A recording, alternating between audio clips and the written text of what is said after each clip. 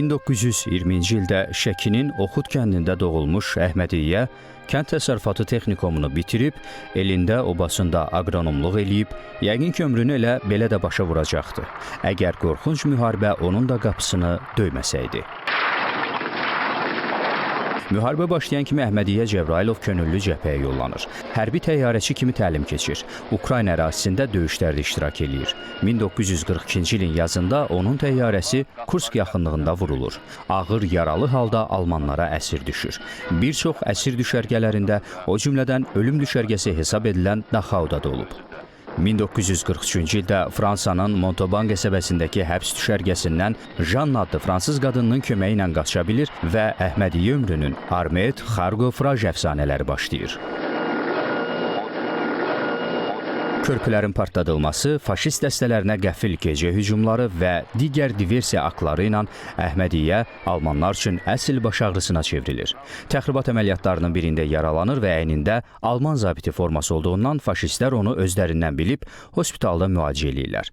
Sağalandan sonra hətta onu Albi şəhərinin hərbi komendantı təyin eləyirlər.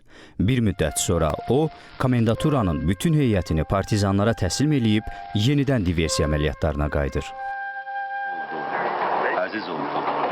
Müharibədən uzun 10 illiklər sonra Əhmədiyyə Cəbrayılov Fransaya səfər eləyir. Vaxtı ilə döyüşdüyü yerlərə baş çəkir, silahdaşları ilə görüşür.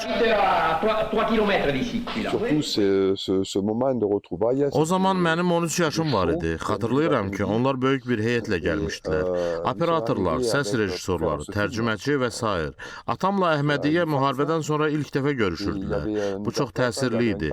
Armet Michel hərbi formada idi. Onun medal və ordenlərini xatırlayıram. Onun əzəmətli görünüşü məndə dərin təəssürat yaratmışdı. Onlar Fransanın azadlığı uğrunda döyüşmüşdülər. O vəfat edəndən sonra mənim atam Azərbaycana gedib onun ailəsinə baş çəkmişdi. Geri qaydanda xatirə olaraq ona bu büstü vermişdilər. Burada onun medalları var və özü də Armedə çox oxşayır. Mən bunu qoruyub saxlayıram, çünki bu büst atamın və Əhmədiyyə Cəbrayılovun xatirəsini daşıyır. Göstərdiyi qəhrəmanlıqlara görə Əhmədiyyə Cəbrayılov Fransada müharibə xaçı, hərbi şücaət xaçı, Fransa müqavimət hərəkatı medalı, igidliyə görə medalı, yaralanmağa görə medalı və digər ali orden və medallarla təltif edilib. Döyüşdüyü dağlarda onun xatirə lövhəsi qoyulub. Xatirə lövhəsinin üzərində yazılıb. Fransız vətənpərvərlərlə çiyin-çiyinə döyüşmüş Azərbaycanlıların, xüsusilə də onlardan biri Xarkov ləqəbli Əhmədiyyə Cəbrayılovun xatirəsinə. Elzar Ağayev, Mümtaz Xəlilzadə, Azərbaycan televiziyasının Avropa bürosu, Montauban, Fransa.